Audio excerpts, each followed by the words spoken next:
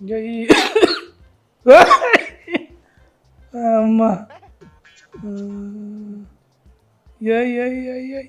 అబ్బా కొడుక మంచుకున్నది ఇది కథ. ఏం పుట్టింది పొలాడు కాదు ఓ పెద్ద మనిషి నీ పొరలకు 4 ముచ్చట్లు చెప్దామని లేదు అని అవుతున్నాడు ఫోన్ వరకు. ఇప్పుడు ఏం చేయమంటావు? పొలాడు వాడి ఏం చేయమంటావు? ఓ ముచ్చట చెప్పరాదు, ఏదైనా ఒకటి మాట్లాడుకోవచ్చు. నేను కూడా ఫోన్ పక్కన పడేస్తాను. ముచ్చట అంటే ఏమున్నది బిడ్డ? చిన్నప్పుడు మా అయ్య వాళ్ళ బండ్లు కట్టుకొని సినిమాలో పోయేది ఊర్లలో. ఎట్లుండేది చిన్నప్పుడు, మా చిన్నప్పుడు ఇక వాళ్ళతో పాటు నేను పోయేది. సినిమా పెద్ద అప్పుడే ఇక సినిమా చూసుడు అంటే పెద్ద పరదా, దాని మీద సినిమా పడుతుంది. ఆ సినిమాలో పెద్ద గుండెగాడు ఉంటాడు. వాడు రాజకీయ నాయకుడు, వాడు మంత్రి ముఖ్యమంత్రి అయి ఉంటాడు సినిమాలో. గుండెగాడే కానీ వాడు పెద్ద జనాన్ని మోసం చేసి పైసలు సంపాదించుకున్నాడు. ముఖ్యమంత్రి అవుడు. వానికి ఒక కొడుకుంటాడు. వాడు పెద్ద చెండ శాసనుడు, వేస్ట్ కాడు. ఆడపిల్ల కనిస్తే కథమే. ఇక ఆడపిల్లలను ఆగం చేసుడే అని పని. అట్లా ఒక ఊళ్ళో ఒక అమ్మాయి మంచిగా ఉంటుంది. అమ్మాయి ఆ అమ్మాయిని ఖరాబ్ చేస్తాడు. ఖరాబ్ చేస్తే ఇక వాళ్ళు ఇంటి వాళ్ళు ఊరోళ్ళు అందరూ వచ్చి ఏడుతూ ఉంటారు. ఇట్లా కాదు, పోయి పోలీస్ స్టేషన్లో కేసు పెట్టాలని ఒక చదువుకున్న పిల్లగాడు చెప్తే పోతారు. పోయి పోలీస్ స్టేషన్లో కేసు పెడదామని చూస్తే కేసు తీసుకోడు. ఇక పోలీసోడు కుర్చీ మీద కూర్చొని ముందట టేబుల్ మీద ఇట్లా కాళ్ళు పెట్టి ఇట్లా ఊపుతా అంటాడు. ఎందుకు తీసుకోమంటే తీసుకోని అంటాడు. అరే ఇక మరి సంఘ పోలు ఉంటారు కదా, వాళ్ళు మైరా సంఘం వాళ్ళు వాళ్ళు వచ్చి లొల్లి చేస్తారు. లొల్లి చేస్తే అప్పుడు ఎట్లా తప్పకుండా తీసుకోవాలని తీసుకుంటారు. ఇక పేపర్లు వచ్చి వాళ్ళ ఇంట్లో వచ్చేసరికి తీసుకుంటారు. కేసు తీసుకునేసరికి మళ్ళీ కోర్టుకు పోతుంది ఆ కేసు. ఆ కోర్టులో ఏమవుతుంది, ఆడ కూడా చెల్లదు. ఆడ ఆ పిల్లగాడు మంచోడే, పిల్లే మంచిది కాదని కోర్టు చెప్తుంది. కోర్టులో వాదనలు అట్లా జరుగుతాయి.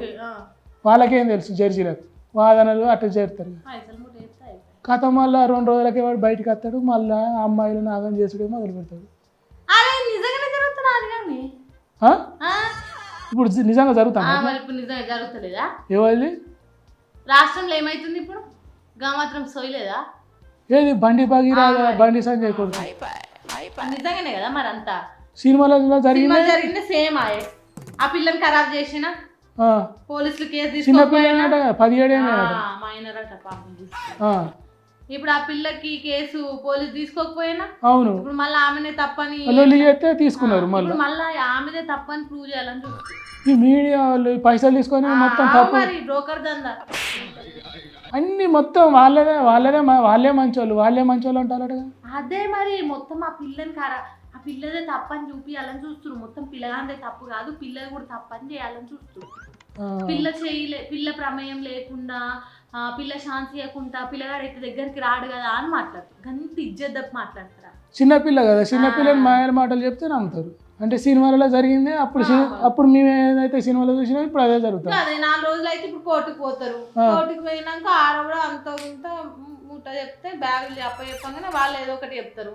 దాన్ని వాయిదా వేసుకుంటా వస్తారు.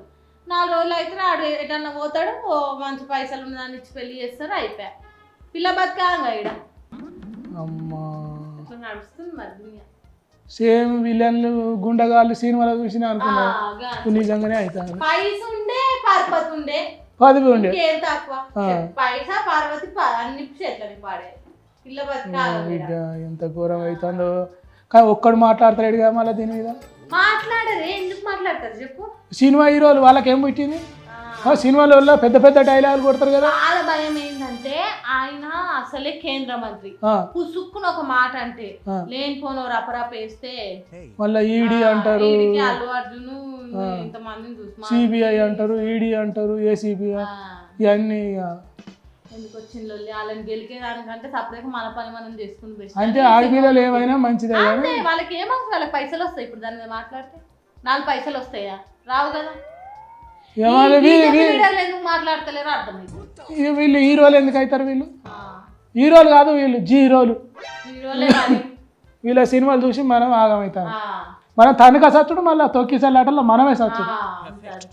సరే బిడ్డ నేను పోయేస్తా. పోయినా మళ్ళీ ఎవరికి చెప్పేవా ఆయన